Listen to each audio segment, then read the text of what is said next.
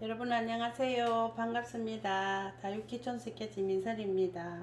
오늘 이 시간에는 농사에 관하여 시청자 여러분과 함께 생각해 봐야 할 내용으로 몇 가지 인사를 하려고 합니다. 첫 번째는 화학 비료와 토양의 산성화에 대해서 한번 얘기를 하고요. 두 번째는 유기질 비료와 농약에 대해서 한번 얘기를 해보려고 합니다. 그럼 남편에게 마이크를 넘기겠습니다. 안녕하세요. 다육 귀촌 스케치 남편입니다. 오늘은 제가 늦은 시간인데 집사람한테 좀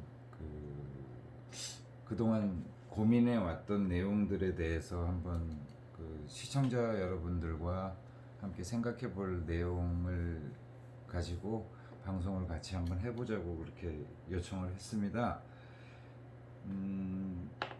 다른 게 아니라 첫 번째 이야기가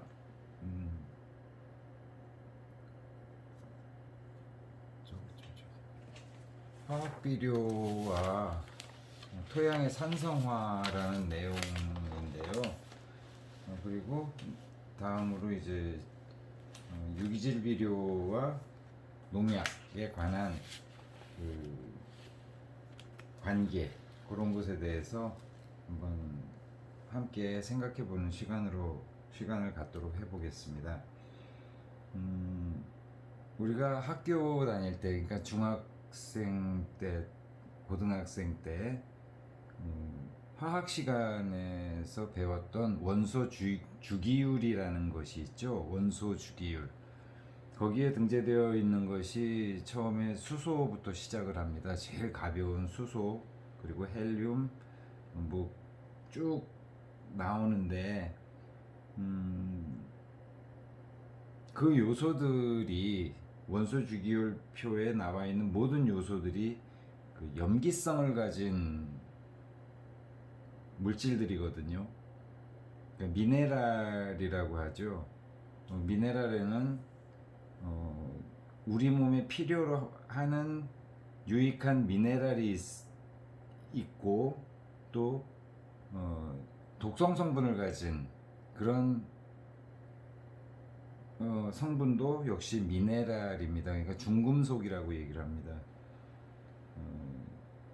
이런 내용들이 전부 다 염기성을 띠고 있습니다. 그런데 농사를 하면서 수없이 많이 듣는 이야기가 화학 비료를 주게 되면 토양이 산성화된다고 말을 하는데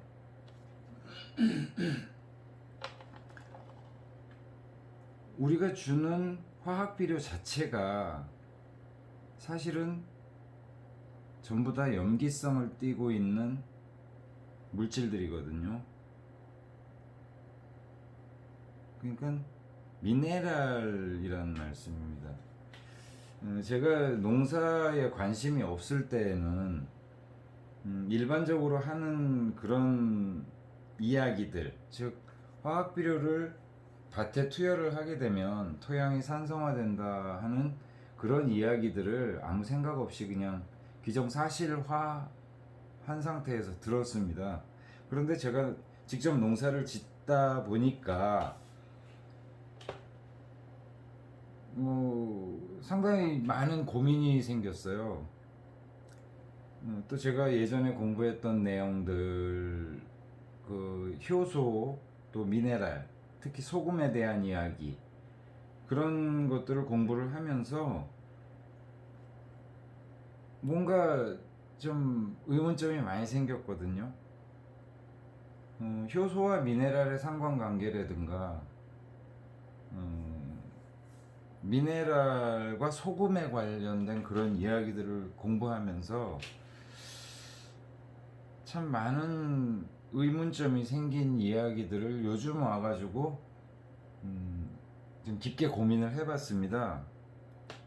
어떤 내용이냐면 결국 결론은 염기성을 띤 화학 비료를 밭에 투여를 하는데 왜 토양이 산성화될까? 거기에 대해서 상당히 막 뭐라 그럴까요? 머리가 아플 정도로 의문점이 생긴 거예요. 그래서 문헌도 찾아보고 또 제 나름대로 여러 가지 그 맞지 않는 그 그걸 이빨이라고 그러나요?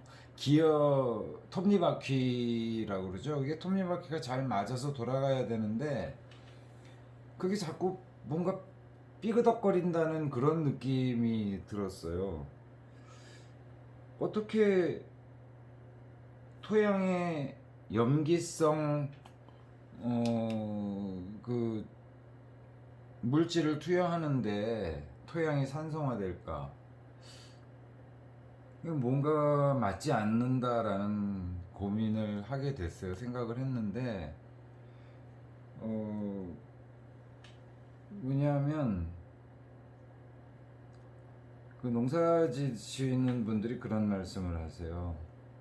화학비료를 많이 투여를 하게 되면 겨울철에 즉 습도가 낮을 때 토양 고랑의 낮은 곳에 보면 하얗게 소금이 낀다 그렇게 말씀을 하시거든요. 하얗게 소금이 낀다는 것, 소금 자체가 염 아닙니까? 소금 염자 한자로 염자를 쓰는데 화학비료를 많이 준 밭에 습도가 낮아져서 응결된 것이 소금기이다 그렇게 말씀을 하신단 말입니다. 그런데 어떻게 토양이 산성화가 될까?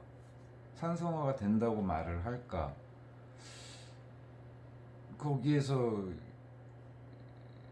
이 톱니바퀴가 맞지 않는 그렇다는 결론을 갖게 됐어요. 화학비료의 성분 자체가 굉장히 이제 복잡하죠. 여러 가지인데 뭐 지난번에도 운전하면서 말씀드렸던 NPK 즉 질소, 인산, 칼륨 그 외에 칼슘, 마그네슘, 철, 아연, 몰리브덴 뭐 굉장히 많죠. 근데 그런 것들의 성분이 전부 다가 산성이 아니라 염기성이거든요. 주기율표에 나와 있는 모든 원소들이 다 염기 배열을 가지고 있는 그런 성분 물질들인데 토양에 과다 투여해서 토양이 산성화된다. 여기에서 이제 고민이 시작이 된 겁니다. 그러니까 결국 아까 농사 짓는 분이 그렇게 즉 뭐 하얗게 소금기가 낀다라고 말씀하셨던 것 자체가 진실이거든요.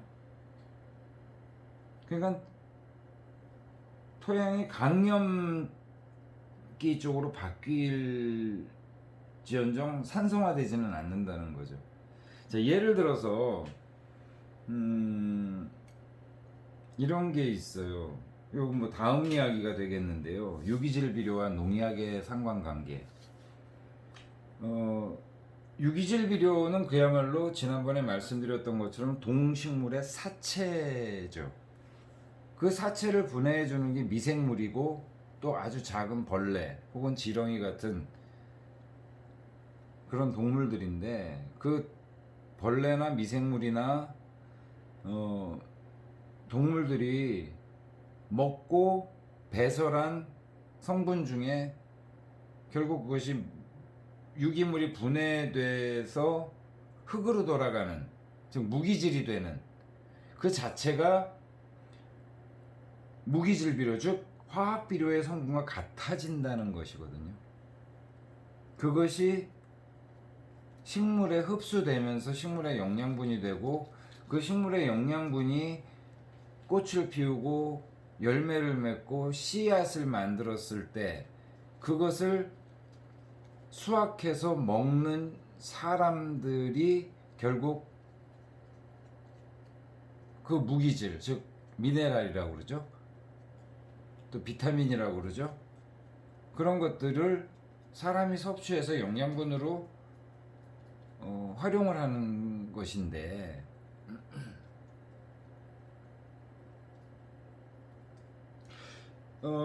소를 먹이는 분들이 이런 것을 해요. 가을에 옥수수를 수확하고 그 옥수수 대를 땅에다 묻습니다. 땅을 파고 비닐을 덮죠. 그리고 그 공기가 통하지 않게 비닐을 덮은 다음에 그 안에 옥수수 대를 잔뜩 쌓아놓고 또 그 위에 비닐을 덮어요. 그 전에 하는 것이 이제 어떤 미네랄을 그 미생물을 투여합니다. 뭐 EM이라든가 그런 발효시킬 수 있는 미생물을 투여를 하고 공기를 차단을 해줍니다. 그리고 나서 어느 정도 지난 다음에 그걸 열어보면 추운 겨울에 김이 나요. 열이 난단 말이죠. 그것이 뭐냐면 발효를 시키는, 발효되는 과정에서 발생되는 열이거든요. 그렇게 발효가 된 옥수수대를 썰어서 소에게 먹입니다. 그러면 소 아주 잘 먹어요. 자, 또 한 가지는 퇴비인데요. 즉 소똥, 돼지똥, 닭똥을 부숙시킨다고 그러죠. 발효시킬 때 비닐을, 굉장히 큰 넓은 비닐을 덮어서 완전히 밀폐시키다시피, 즉 산소와 공기와 접촉되지 않도록 이렇게 덮어줍니다. 왜 그럴까요?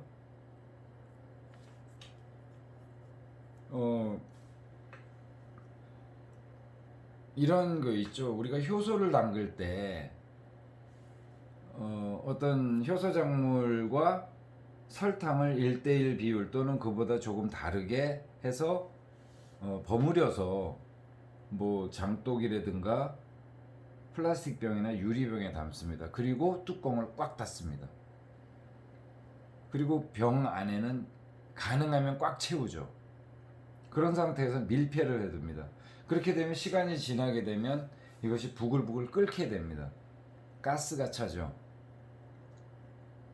그래서 그 가스를 빼주기 위해서 뚜껑을 열어서 가스가 빠지는 것을 확인한 다음에 다시 꽉 잠그고, 또 어느 정도 기간이 지난 후에 또 병뚜껑을 열어서 가스를 빼주고 그렇게 하거든요. 그렇지 않으면 용기가 가스로 인해서 터져버릴 수 있어요. 저도 한번 되게 놀란 적이 있어요. 효소 담그면서 그 병뚜껑이 날아가 버릴 정도로, 폭탄 터지는 소리가 나는 정도로 그렇게 되는 경우도 있었고, 저희 집사람도 한번 된통 당했던 적이 있었고, 뭐 생명의 위협까지 받았던 그런 경우가 있었다고 얘기를 하더라고요.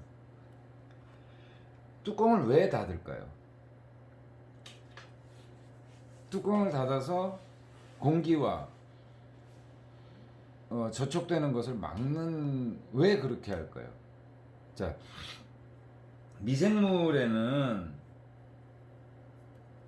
두 가지가 있는데요.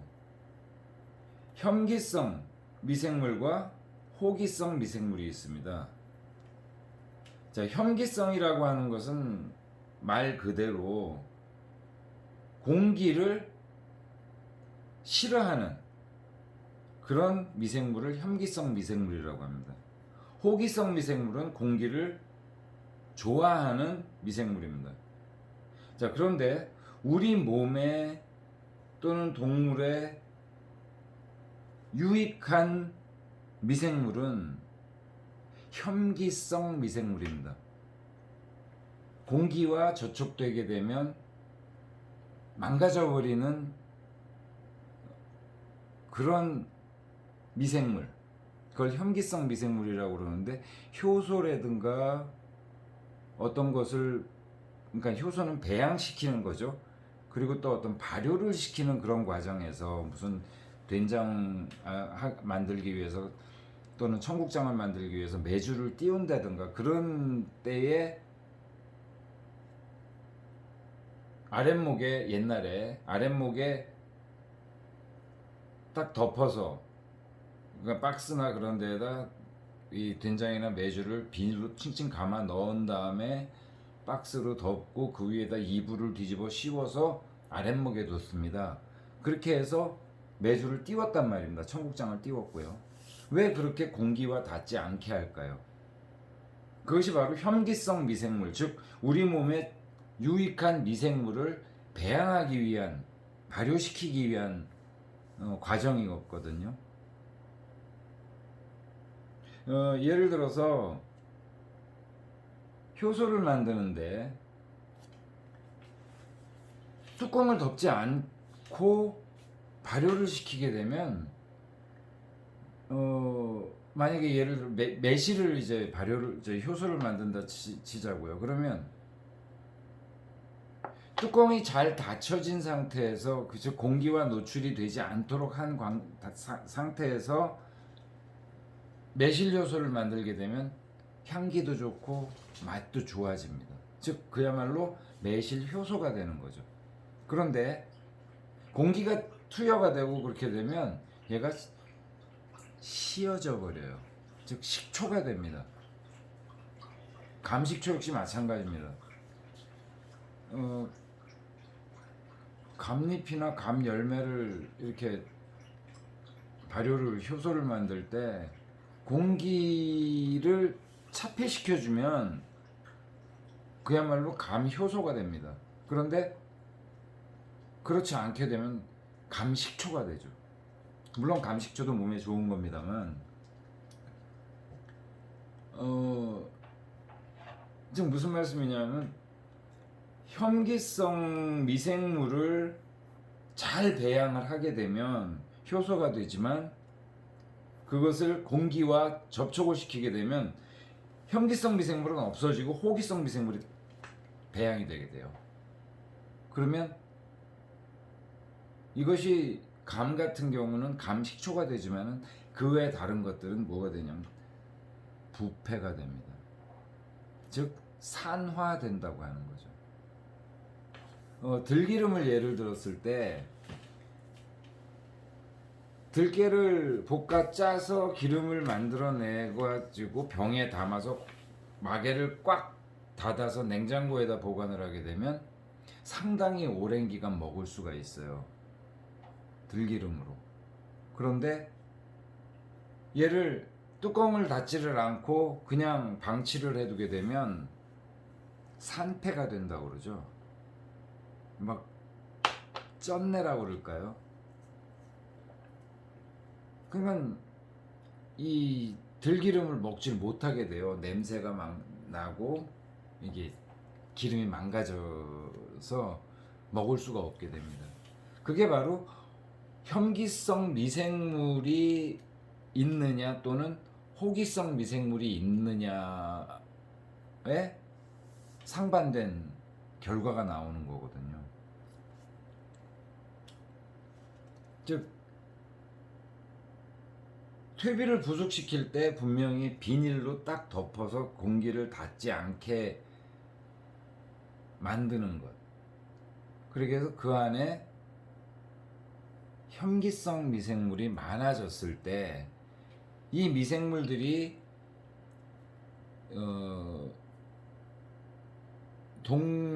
동식물의 이제 사체 또는 분변 그런 것들을 먹어서 분해시키는 그 결과물이 결국에는 농작물의 거름이 되는 미네랄로 환원이 되는 거거든요. 근데 만약에 그 미생물이 없다 했을 때, 그렇다면 어느 밭에 봄, 가을로 퇴비를 줬습니다. 근데 그 밭에 미생물이 뭐 인위적이든 또는 자연적으로는 그런 일이 있을 수는 없는데 미생물이 없어졌다고 생각을 해보죠. 상상을 했을 때. 그렇게 되면 토양에 유기질 비료가 한껏 차 있는 거죠. 그것을 우리가 얘기하는 부영양화 된다고 하죠. 부영양화. 즉 영양분은 굉장히 많은데 그 영양분을 분해해 줄 수 있는 미생물이 없는 거예요. 그렇게 됐을 때 분해를 해주지 못하고 계속 켜켜이 쌓이다 보니까 거기에 또 공기와 접촉이 되다 보니까 혐기성 미생물, 즉 이 유기질을 분해하는 유익한 미생물이 아닌 호기성 미생물이 굉장히 많이 달라붙게 된다는 거죠.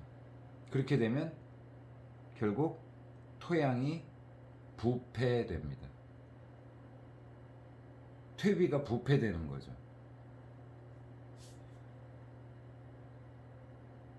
결론이 그렇게 된다는 얘기죠. 즉 미생물과 농사 지을 때 상극인 것이 바로 농약이거든요.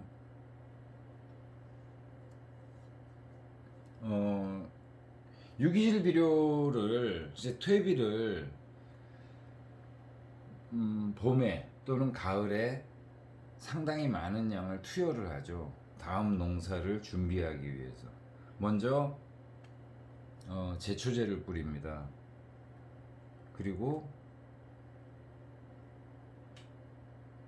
퇴비를 투여를 하죠. 그리고 또 어떤 파종을 하거나 모종을 하기 전에 토양 살충제라고 하는 것을 또 주게 되죠. 그거 역시 농약이거든요. 농사 지을 때 투여하는 약품을 농약이라고 하지 않습니까? 거기에 또 선별적으로 또 농약이 또 들어갑니다. 그런 상태에서 파종을 하거나 이식을 합니다. 즉 모종을 하는 거죠. 그렇게 되면 유기질 비료는 즉 퇴비는 많이 투여가 됐는데 그 유기질 비료를 분해할 수 있는 미생물들이 농약을 투여함으로 인해서 다 사멸돼 버리게 됩니다. 지렁이도 사멸될 것이고 땅강아지도 죽어버릴 것이고 땅을 그 유기질 비료가 섞여져 있는 그 로테를 치니까 섞여져 있는 땅을 분해해 줄 수 있는 미생물이나 동물들이 없어져 버리는 상황. 그렇게 되면 그것이 또 켜켜이 해년마다 퇴비를 투여를 했는데 분해는 되지는 않고 계속 켜켜이 쌓임으로 인해서 또 그것을 어떤 공기와 저촉되지 못하도록 차폐시키는 것도 아니고 그냥 방치해 놓는 상황이기 때문에 즉 호기성 미생물들이 엄청나게 많이 붙게 되는 거죠.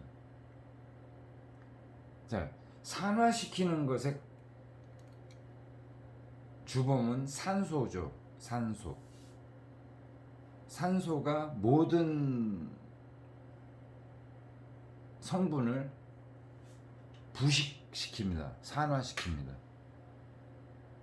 쇠도 녹이 슬게 하고 알미늄조차도 산화 알미늄으로 성질을 바꿔버리게 되고 또 건강했던 생체를 늙게 만드는 것 역시도 산소거든요. 산화시킨다. 산소의 산자. 산화시킨다. 그러니까 염기의 반대가 산기죠. 그런 거를 놓고 고민을 해봤어요. 그러고 보니까 결국 토양을 산화시키는 것은, 즉 산성 토양으로 만드는 것은 화학 비료가 아니라 산소였던 거예요. 혐기성 미생물을 배양시킬 수 있는 그런 것이 아니라 오히려 그런 유익한 미생물을 죽여버리는 농약으로 인해서 토양이 산화된다라는 결론을 갖게 된 거죠.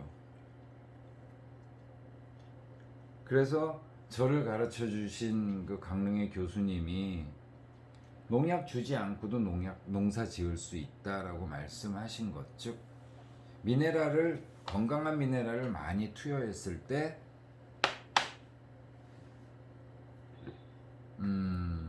토양이 건강해진다는 거죠.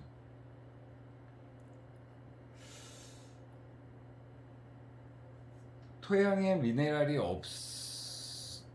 부족해질, 즉 식물을 계속 이제 연작을 하거나 아니면 윤작을 하거나 어쨌건 식물이 미네랄을 흡수한 상태고 그것을 채취해서 사람이 먹었기 때문에 토양에는 미네랄이 부족하게 된다는 거죠.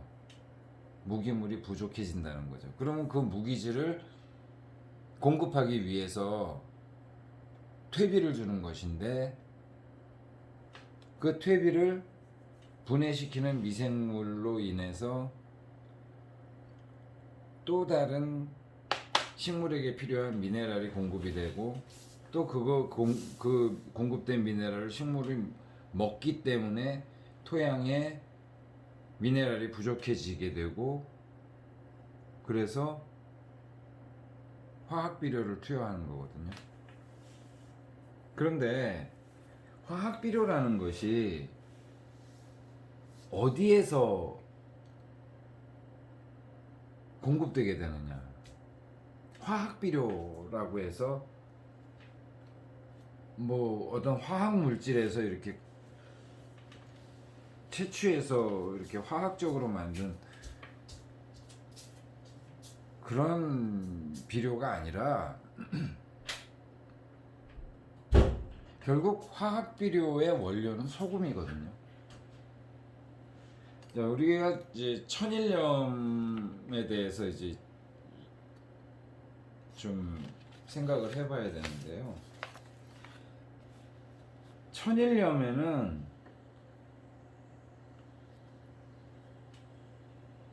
그러니까 바닷물이죠. 바닷물에는 태초부터 계속 수없이 많은 미네랄들이 유입이 됐습니다. 미네랄의 고향은 산이라고 보면 돼요. 산, 즉 땅이요. 그 무기질이니까, 즉 흙이니까 그것이 지구가 생성되고 하늘과 땅이 갈라지는 그런 상황, 그리고 지각 변동을 해서 산이 생기고 바다가 생기고 하천이 생기고 그런 비가 오고 눈이 오고 그런 자연적인 상황이 계속 이어지면서 풍화작용 또는 이제 물에 의해서 이제 그 산이 깎이고 돌이 깎이고 그것이 냇물을 통해서 강을 통해서 바다로 유입이 된 수억 년 기간의 그런 침식작용으로 인해서 산에서부터 흘러내려온 그 무기질 미네랄들이 바다에 쌓인 거죠. 그 쌓인 것들이 워낙에 농도가 짙다 보니까 바닷물이 짜다는 겁니다. 즉 염기성 미네랄이 바다로 몰려 들어가서 그것이 바닷물을 짜게 만든 거거든요. 이것은 과학적으로 증명된 내용들이죠. 여러분도 아시다시피. 이제 그 천일염, 즉 바닷물을 증발시켜서 소금으로 만드는 염전을 통해서 만들어낸 그 천일염을 가공을 해서 NaCl 염화 나트륨과 염 성분의 정제염으로 만드는 과정에서 그 나머지 불순물들, 그 나머지 모든 불순물이 사실은 미네랄인데 오로지 정제염을 만들기 위한 불순물을 제거하는 그 과정에서 생성된 미네랄들, 그 미네랄들의 어느 정도가 뭐 일부겠지만 화학 비료의 원료가 되는 것입니다. 우리 몸에 유익한 미네랄들은 약품으로도 들어갈 것이고 음식에도 들어갈 것이고 다 하겠지요. 그리고 또 다른 것은 독성 미네랄이 있어요. 뭐 불소라든가 염소라든가 아니면 뭐 수은이라든가 납이라든가 그 외에 여러 가지 성분들, 그런 성분들은 필요에 따라서 가는 곳이 있겠지만 대표적인 것이 전자제품의 성분이에요. 컴퓨터나 텔레비전 또는 전자제품을 처음 사와서 이렇게 냄새를 맡아보면 뭔가 독한 냄새가 나죠. 전자제품 냄새. 그걸 뭐라고 설명해야 될지 잘 모르겠는데 그게 바로 독성 미네랄 성분의 냄새입니다.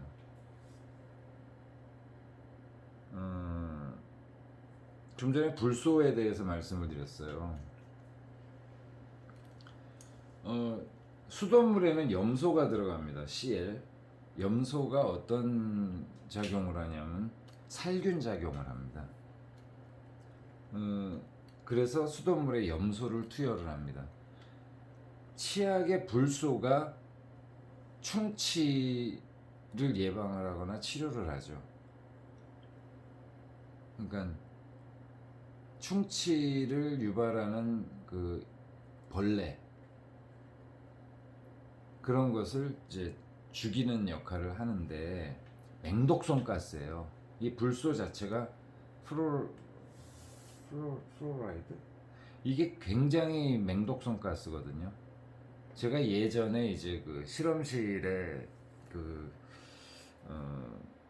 초고순도 가스라든가 아니면 이런 그 특수 가스를 이렇게 영업하고 납품하는 일을 예전에 했었어요. 이제 30대 초반에 그렇게까지 이제 일을 했었는데 그때 제가 그런 가스들을 취급을 했었습니다.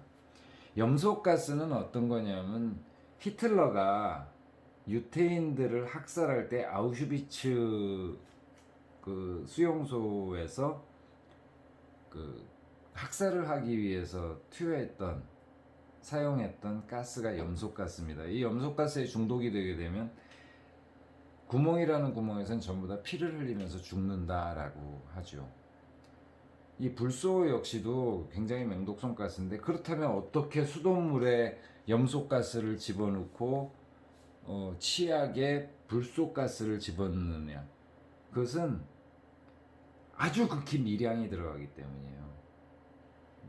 인체에 해가 되지 않을 정도의 양을 넣게 됩니다. 그렇게 되면 서울을 예를 들어 본다면 이제 팔당 수원지에서, 그러니까 남한강과 북한강이 합수가 되는 팔당의 댐이 있고 그 팔당 댐 옆에 그 수원지가 있어요. 거기에서 정수를 해서 서울의 각 가정에 이제 수돗물을 공급을 하는데 그때 염소가스가 투여가 되거든요. 그렇게 되면 이제 그 강물에 있던 그 미생물들을 사멸시키는 역할을 하는 게 염소가스인데 수돗물을 받아서 이렇게 냄새를 맡아보면 양냄새 나죠. 그게 염소 냄새거든요. 근데 염소는 굉장히 좀 불안정한 가스예요. 그러니까 열을 받게 되면은 또는 시간이 지나게 되면 다 기화돼서 없어져 버립니다. 수돗물 굉장히 좋은 물이거든요. 미네랄이 엄청나게 많아요. 태백산맥에서부터 서울 그 팔당 수원지까지 내려올 때 엄청나게 많은 미네랄이 함유되어 있습니다. 근데 문제는 거기에 있는 미생물들, 좋지 않은 미생물들이 그 물과 함께 섭취가 됐을 때 탈을 일으키는 그런 것이기 때문에 염소가스로 그 미생물을 사멸을 시키는 거죠. 그래서 이제 수돗물을 처음 받았을 때 냄새가 나지만 그것이 하루 정도 지나게 되면은 냄새가 없어져요. 더 안전하게 수돗물을 마시는 방법은 끓이는 거예요. 미네랄은 금속 성분이기 때문에 100도 정도 물 끓는 것에 의해서 얘가 그 성질이 변화되지 않습니다. 오히려 소독이 되죠. 열로 인해서 소독이 되기 때문에 끓여서 마시는 수돗물은 세상의 어느 물보다도, 특히 서울의 아리수라고 하는 한강물은 끓여서 먹게 되면 전혀 문제가 되지 않는 아주 상질의 음용수가 됩니다. 미네랄이 엄청나게 많기 때문이죠. 불소 같은 경우도 마찬가지예요. 아주 미량의 불소가 극미량이죠. 그것이 이제 치약에 들어가기 때문에 인체에는 해가 되질 않아요. 다만 이를 망가뜨리는 그 벌레들을 사멸시키는 그런 역할을 하는 거죠. 그래서 어느 나라, 제가 지금 기억은 잘 안 나는데 어느 나라에서는 수돗물 자체에도 그 불소가 투여가 되고 있거든요. 그러니까 충치를 예방하기 위한 그런 국가적인 차원에서 수돗물에도 불소를 투여하는, 예전에도 우리나라에도 그렇게 하겠다 말겠다 막 그런 그 언쟁이 많이 있었습니다. 그런 것처럼 천일염에서 오로지 정제염을 만들기 위해서 완전히 미네랄을 없애버린 그 NaCl, 그러니까 염화나트륨이라고 하는 그 자체를 이제 유통을 통해서 사 먹는 소금, 천일염 외에 모든 소금이 전에 정제염이라고 말씀을 드렸는데, 그때 부산물로 나오는 미네랄들이 어느 일부가 비료 만드는 과정에서 투여가 되고 그 비료를 우리가 농부들이 구매해서 밭이나 논에 이렇게 투여를 하는 겁니다. 자, 그렇다면은 지금 이제 결론을 말씀을 드릴게요. 제가 고민하고 있는 내용입니다. 지금 아직은 해결되지 않았어요. 이것은 어느 누구도 그렇게 설명을 하지 않기 때문에, 뭐 농업기술센터든 농업진흥청이든 어디든 간에 화학비료로 인한 토양 산성화, 아예 결론으로 그렇게 내려놓은 상태이기 때문에 저는 거기에 대해서 비판? 그보다는 의문점, 그런 내용을 고민하고 있는 중이고요.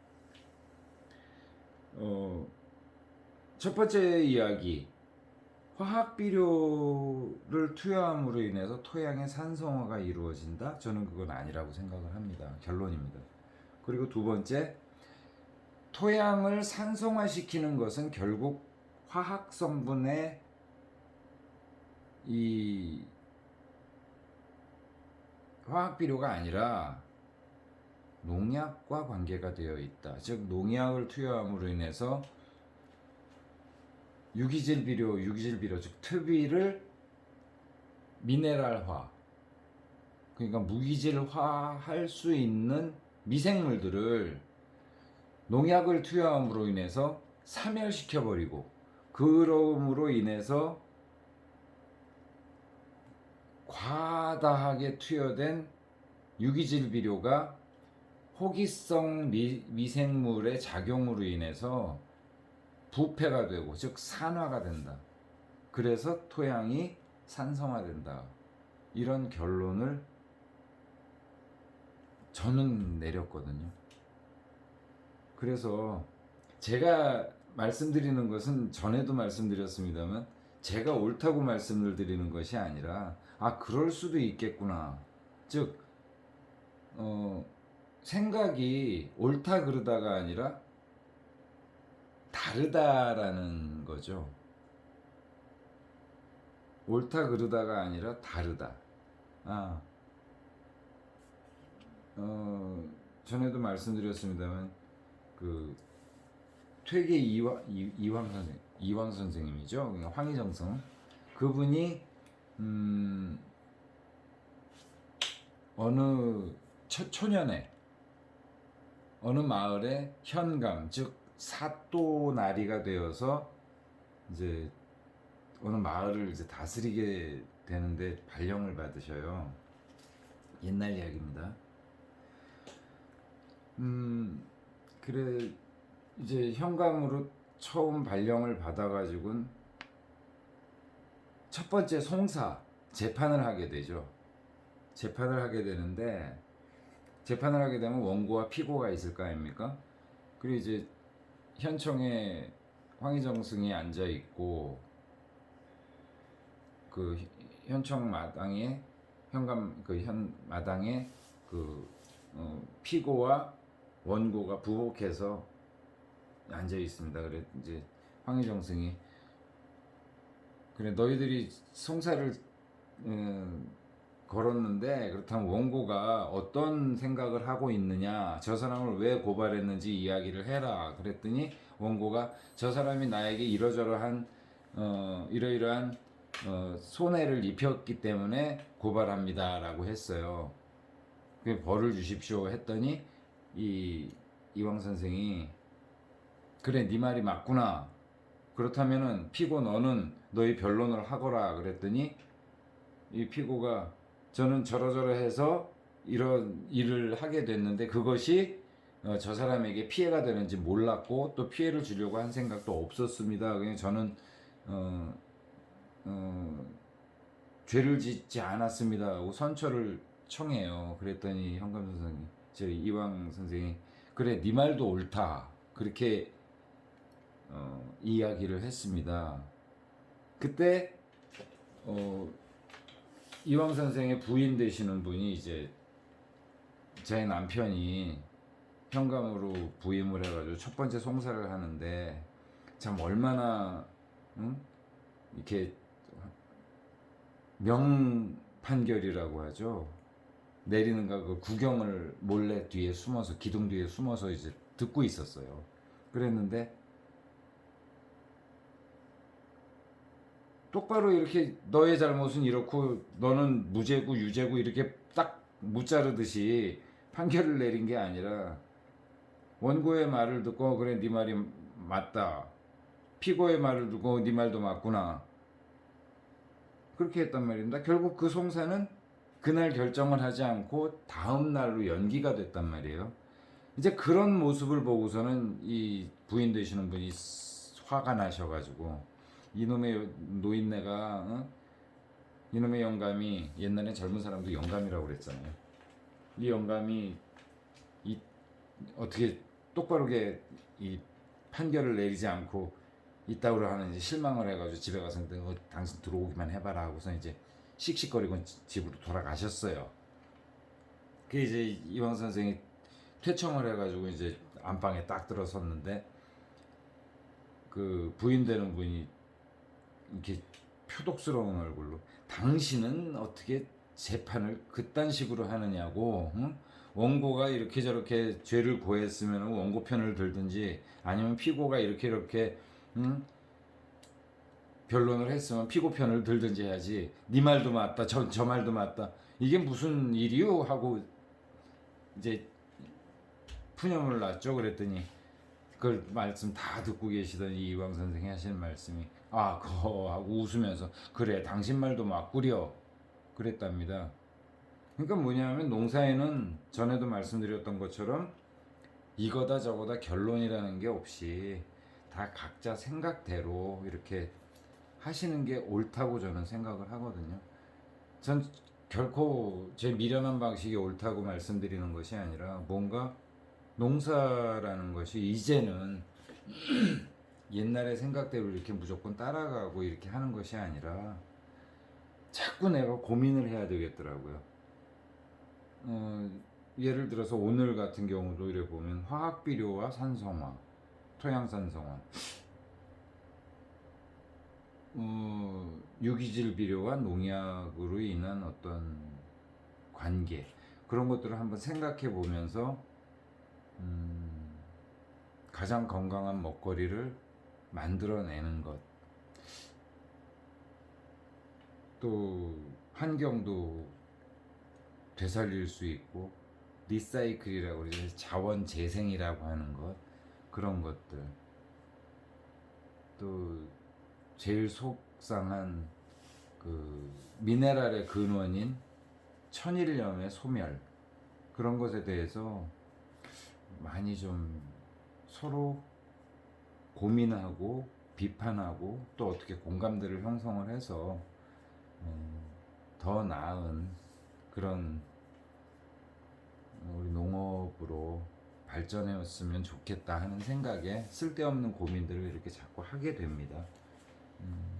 근데 결론은, 저는 지금 결론을 그렇게 내렸어요. 화학비료와 토양상성화는 관계가 없다. 오히려 토양이 염기성으로 바뀐다고 한다면 이해가 가지만, 그렇다면은 화학비료의 투여를 줄여야 되는 게 맞다고 하지만 화학비료로 인해서 토양의 산성화가 이루어진다.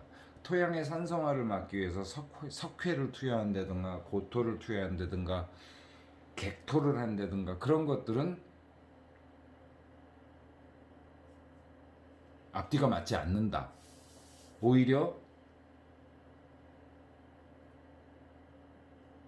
그 유기질 비료, 즉 퇴비를 과하게 투여하면서도 농약을 투여함으로 인해서 그 유기질 비료를 분해할 수 있는 미생물 또는 동물들을 사멸시키는 그 자체, 그것이 오히려 토양 산성화를 유발시키는 거 아닌가라는 그런 결론을 갖게 되었습니다. 여기까지 제가 말씀드리는 것이 어떤 개똥철학 같은 이야기이고 근거 없는 이야기가 될 수도 있고 여러 가지 뭐 어떤 뭐 문제가 될 수 있는 이야기이겠지만 한번 함께 생각해 봐야 될 내용이 아닌가 싶어서 제가 집사람에게 이렇게 방송을 한번 해보자고 그렇게 요청을 했습니다. 여기까지 제가 오늘 드리는 말씀이고요. 다음번에 또 시간 만들어서 다른 이야기에 대해서 다시 한번 토의해 보도록 하겠습니다. 같이 함께 생각해 보도록 하겠습니다. 예, 이상입니다. 감사합니다.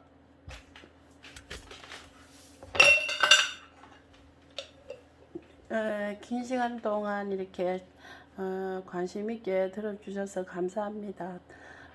또 다른 이야기는 궁금한 것 있으시면 댓글로 남겨주시면 다음에 또 한번 영상을 올려보겠습니다.